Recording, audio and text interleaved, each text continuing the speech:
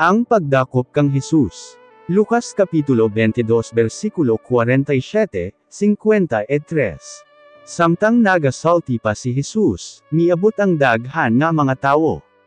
Si Judas nga o sa 12 ka apostoles ang nag-o na kanila.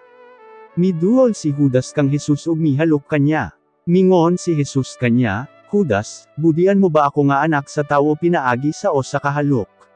Sa dihang nakita sa mga kauban ni Hesus nga murag may mahitabo na kanya, mingon sila, Ginoo, panigbasan ba na mo sila?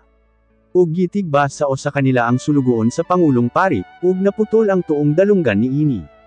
Apan mingon si Hesus kanila, husto na kana. Anya gibalik ni Hesus ang naputol nga dalunggan ug naayo. Anya mingon si Hesus sa kadagkoan sa mga pari, sa mga opisyal sa mga gwardya sa templo, ug sa uban nga mga pangulo sa mga Hudyo nga miadto didto sa pagdakop kanya, tulisan ba ako nga kinahanglan nga magdala gayod kamo og mga espada ug mga bunal sa pagdakop kanako?